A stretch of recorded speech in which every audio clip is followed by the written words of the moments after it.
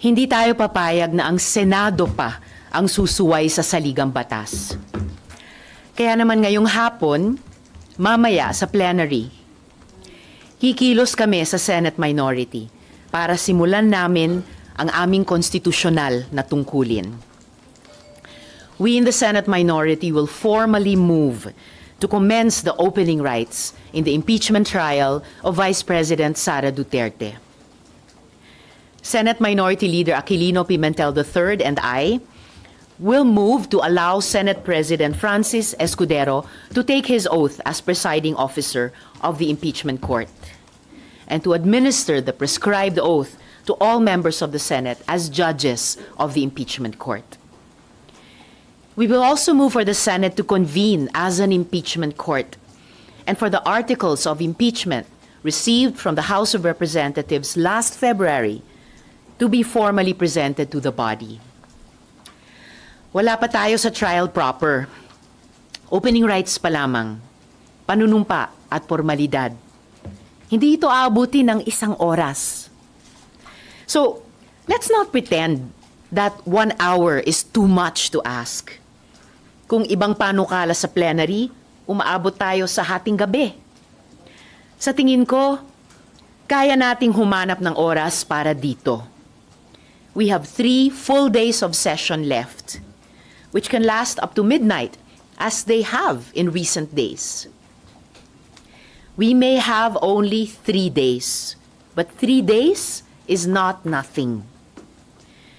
The Senate must not be heedless and callous to the growing calls for the institution to fulfill its mandate and begin the impeachment trial. Nandyan ang simbahan at ang iba't ibang grupong relihiyoso, ang mga abogado, ang mga law schools at universidad, ang mismong mga bumalangkas ng ating saligang batas. Sina former Supreme Court Justice Adolf Ascuna, sina Attorney Rene Sarmiento at Attorney Christian Monsod, lahat sila nagsasabing kumilos na ang Senado. Bilang mga senador ng 19th Congress, malinaw sa amin sa minority ang aming responsibilidad.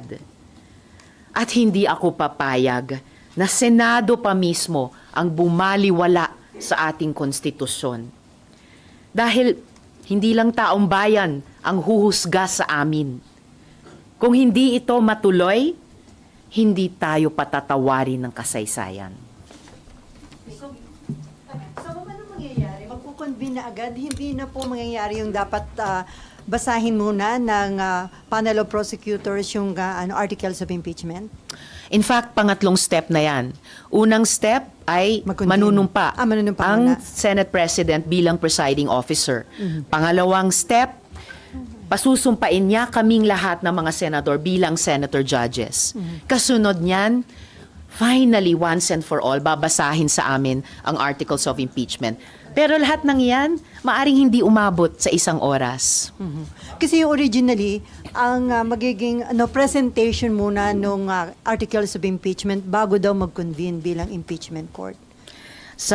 Ayon sa pagkaalam namin sa konstitusyon at sa rules of impeachment, yung kwento ko po yung sequence of events. Manumpa ang presiding officer, manumpa ang senator judges, babasahin ang articles of impeachment. Kailangan po ba yung prosecution team ng House yung magbasa on the floor nung articles of impeachment o pwede na yung Senate Secretary as the clerk of court ng impeachment court? Ang naging practice ay yung House prosecutors na nagpe-present ng articles of impeachment. Pero kung base lang sa Senate rules of impeachment, maaring simpleng opisyal dito o assigned person sa loob ng Senado ang magbasa ng mga ito sa amin bilang senator judges once convened na kami as impeachment trial court. Pero ma'am, confident kayo na kapag nag-motion, makakakuha kayo ng enough votes para suportahan ng mga senador? It shouldn't even require. Hindi na sapat kailangan? No. Ayon sa mismong konstitusyon, hindi kailangan yung approval ng majority para lang simulan ang aming tungkulin sa impeachment process. Pero kung kakailanganin pa ng isang motion, yan ang aming gagawin ni Senator Coco. So pag nag-motion kayo, no more debates, no more nabutuhan, dapat tuloy na agad yung... Ideally, sasabihin lang ni Senate President na inaaprubahan niya yung aming motion. Kasi even that, hindi na sana kakailanganin kung lamang sinunod namin ang konstitusyon na upon receipt of the articles of impeachment transmitted by the House, forthwith, ituloy na namin ngayong linggo ang Senate impeachment trial. Bakit ngayon po, bakit hindi po yung June 2 nung pagka-resume nyo, in-erase nyo na po agad yung issue na to na dapat mag-convene? Dahil batay sa konstitusyon at batay sa naging practice kahit nung nakaraang mga impeachment trials, hindi na kinailangan ng kumbaga lesser mortal tulad ng isang motion sa floor para lang gawin ang pinakamataas na utos at obligasyon na nanduroon na sa konstitusyon.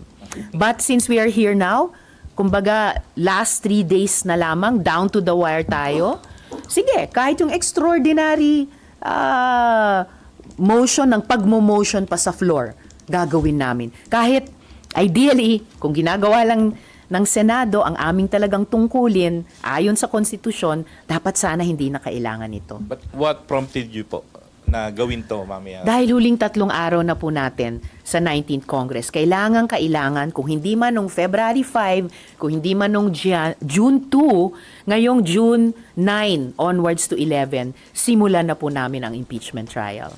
Kasi ilang beses sinasabi ni SP Cheese na very powerful ang plenary. So parang laging decision ng plenary ang masusunod. Very powerful ang plenary sa aming legislative functions. Most powerful, above all, above the Senate, above the House, above the Supreme Court, even above the President, most powerful ay ang konstitusyon. At sinasabi sa konstitusyon, hiwalay ang aming legislative functions kung saan most powerful kami bilang Senado sa non-legislative functions. Magkahiwalay yung dalawang iyon. At sa non-legislative function ng impeachment trial, wala nang ibang kailangan magsalita kundi ang konstitusyon mismo kung amin lamang pakinggan at sundin. Ma'am? Si SP Cheese po kasi, he's under the belief na kahit may mag-motion, kailangan pa rin pagbotohan ng plenary. If it comes to that, since he is the presiding officer, do you think you will have the support po ng majority of the senators if it comes to a vote? Unang-una na, sa plenary ng session bilang Senado, pwedeng ang presiding officer mismo, ang Senate President o ang presiding officer, ang mag-approve or reject ng isang motion. Hindi kailangan kaagad ipasa sa amin para pagbotohan ang bawat motion, kahit simpleng motion. Ganon din, pag dito sa usapin ng impeachment trial, we will still be a Senate, magmo-motion kami. The Senate President has all the power and I would say the obligation na to rule favorably sa motion namin iyon. Kung kailangan pang umabot sa pagboto, kung ipasa pa niya sa amin sa plenary, well, nakikita nyo naman po habang dumadaan ang mga araw, dumadami. Mismong mga kasama namin sa majority na nag-on the record, na payag sila or sasang-ayon sila na simulan na namin ang impeachment trial.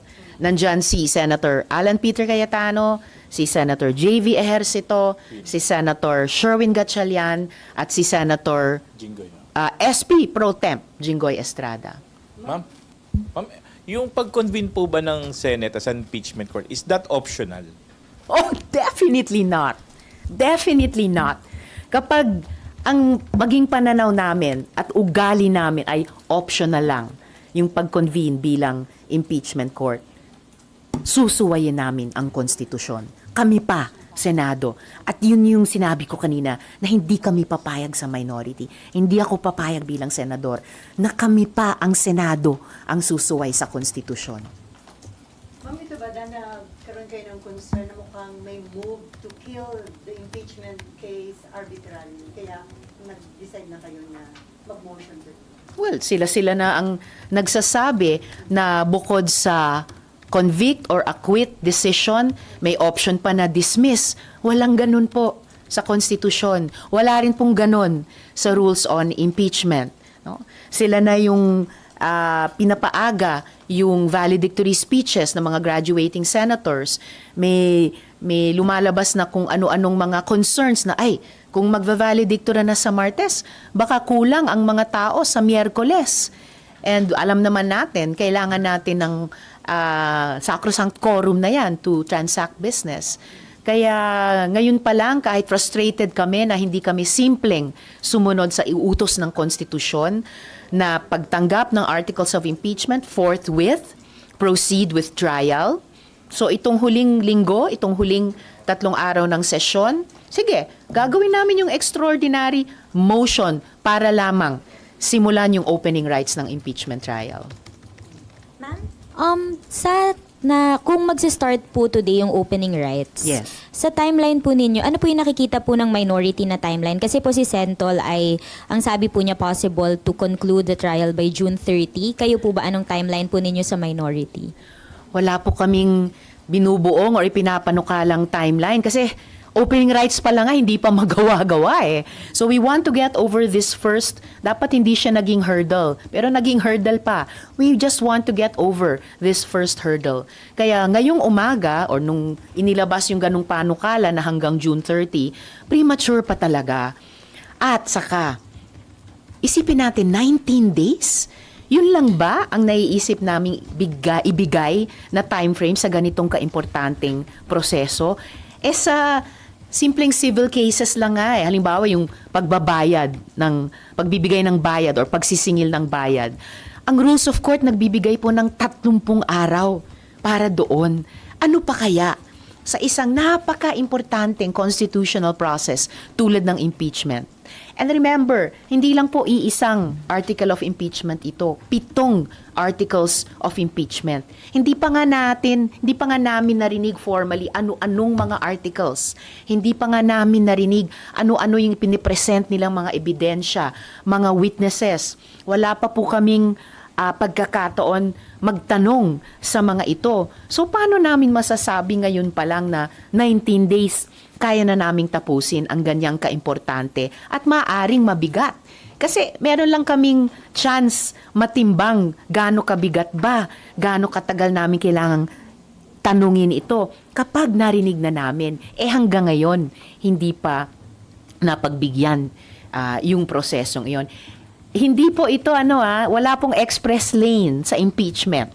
Hindi rin siya online shopping na may express delivery. Bigyan naman natin ng hustisya ang prosesong ito. Bigyan natin ng hustisya pareho ang mga panig ng House prosecutors at pati yung kampo ni VP Duterte. At higit sa lahat, bigyan natin ng hustisya ang taong bayan na kumakapit sa konstitusyon at dumadami at lumalakas ang mga boses na pinagsasabihan kami, gawin nyo na ang tungkulin ninyo. Pero ma'am, tama po ba? At least for this week, today, opening rights, and then tomorrow and Wednesday, ano pong mangyayari? Basta pwedeng, once buksan namin yung impeachment trial, mag-constitute kami as impeachment court, doon namin pwedeng simulang pag-usapan yung timetable at gawin sa susunod na 2 araw ang mapag-usapan na para sa una at ikalawang araw pagkatapos mag-convene. At yung nalalabi pa, yung kakailanganin, kung anuman ang kakailanganin in fairness sa process, pwedeng ituloy ng 20th Congress. Ma'am, clarification lang. Bali mamaya, aasahan natin opening rights and then tatry nyo rin makapag-convene as impeachment court. Asahan nyo po na magmo-motion kami ni Senator Pimentel na gawin na namin ang opening rights, which would constitute convening ourselves as impeachment court. Panunumpa ng presiding officer, panunumpa naming senator judges, pagpresenta sa amin ng articles of impeachment.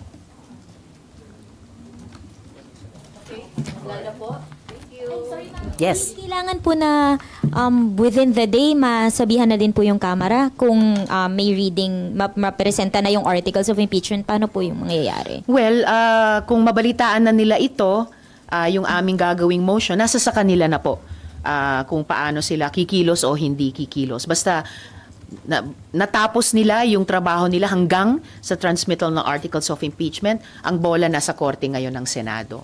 So, yung shot clock, matagal nang nag-run out. No? Time to move and not a moment more to lose. Thank you po. Salamat po.